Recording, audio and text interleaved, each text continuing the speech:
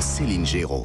Alors, on en a beaucoup parlé évidemment ce matin, c'est le feuilleton de la journée, 81 ans, il se préparait, on le rappelle, Noël Le Graët a bouclé son 4e mandat en 2024 et c'est acté, il est officiellement plus président de la Fédération française ce soir. Depuis ce matin, 10h39, sans regret Cyril de la Morinerie. Bien joué pour le jeu de mots.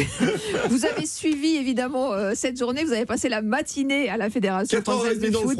Ah voilà, vous étiez bien couvert avec un bonnet. Revenant du ski, vous étiez affûté et vous aviez le planté de bâton, vous étiez bien, le vin chaud, surtout j'espère dans la poche. Racontez-nous cette journée qui a été assez rock'n'roll. Rock'n'roll et puis d'une certaine façon historique parce que vous avez quand même le menhir de 81 ans qui tenait la Fédération française de football avec d'excellents résultats sportifs. Il faut se rappeler ce que c'était la Fédération française de foot quand il est arrivé, et bien passer la main. Donc ça a commencé à 10h, ce COMEX, tout le monde était là, les 12 membres du COMEX, Jamel Sanjak a démissionné officiellement, c'est le président de la Ligue de Paris, ça a commencé comme ça.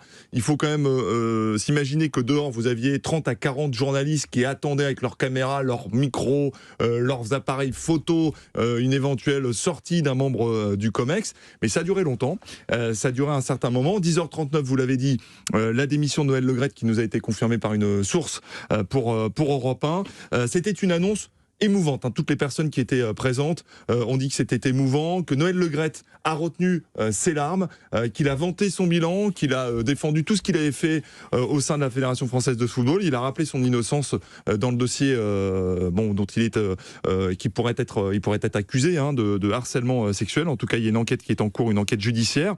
Et puis, on a attendu jusqu'à l'heure du petit break, si je puis dire, puisqu'à 12h30, premier à sortir, c'est Eric Borghini, qui est président de la Ligue Méditerranée, qui a parlé d'un moment historique, émotionnellement très fort, au micro d'Europe 1. Ensuite, vous avez eu Marc Keller, Vincent Labrune qui se sont exprimés, Jean-Michel Aulas, et on a eu plusieurs annonces. On a eu d'abord une annonce d'Eric Borghini assez surprenante, et on y reviendra tout à l'heure. D'abord pour dire, voilà, Noël Le Graët s'en va, mais il s'en va pas pour rien. Il s'en va à la FIFA. Oui. Qu'est-ce qu'il va faire à la FIFA ? Il va juste à côté, pas très loin, place de la Concorde, dans un bureau que j'ai visité d'ailleurs. On y était pour interroger Fatma Samoura, la secrétaire générale de la FIFA, avec Jean-François Pérez.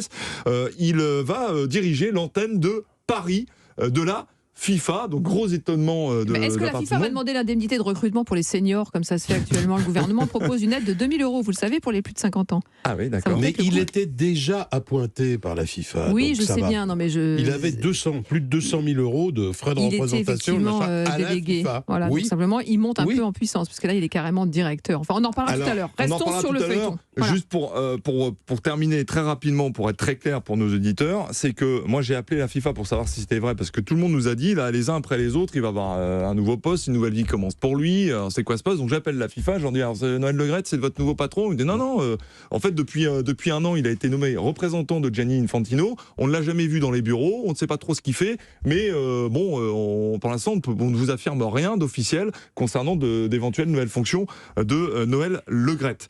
Philippe Diallo bien sûr est apparu, là c'est important parce que c'est le président désormais de la Fédération française de football. Il s'est exprimé en rendant hommage à son prédécesseur, en s'inscrivant dans ses pas, mais évidemment en évitant les écarts de conduite. On écoute Philippe Diallo, c'était il y a quelques heures maintenant, à la sortie du COMEX de la Fédération française de football. Et donc notre sujet aujourd'hui, c'est de pouvoir consolider les acquis, de faire en sorte que notre équipe de France, masculine comme féminine, puisse briller sur les terrains, de faire en sorte que toutes nos équipes de jeunes, elles aussi, puissent briller sur tous les terrains du monde, de faire que notre formation, qui nous est enviée dans le monde entier, continue à perdurer. Le rapport qui est sorti, nous ne le rejetons pas entièrement. Il y a un certain nombre de points sur lesquels il nous paraît important de reprendre des recommandations. Moi, ce que je souhaite aujourd'hui, c'est que la fédération continue sa modernisation, qu'elle soit irréprochable dans les comportements, et puis aussi qu'elle soit plus démocratique. C'est ce que nous allons nous entreprendre à faire, puisqu'on va réformer les statuts de la fédération dans les mois qui viennent, pour faire en sorte que la fédération française soit l'expression la plus large possible de ces 12 000 clubs, de ces 2 millions de licenciés.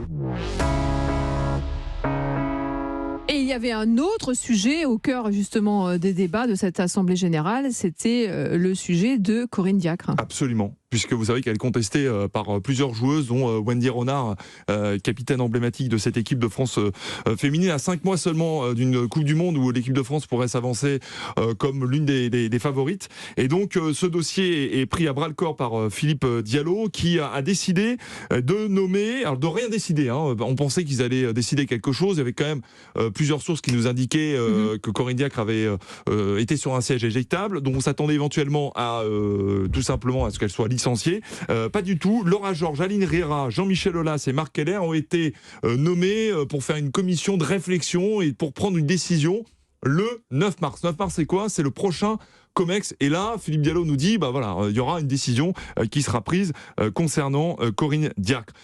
Pour terminer, parce que Jean-Michel Aulas d'ailleurs nous a parlé là-dessus, et lui est plutôt pour que Corinne Diacre s'en aille. Il nous a parlé des prochaines échéances, à savoir qu'il veut nommer un nouveau directeur général, ça c'est dans l'urgence. Il veut aussi continuer la réforme de l'arbitrage. Et puis ensuite, il y aura une échéance pour terminer qui est le 10 juin. C'est l'Assemblée fédérale de la Fédération française de football, et on verra si Philippe Diallo se présente ou pas, ou s'il continue jusqu'en 2024, après les Jeux Olympiques de Paris.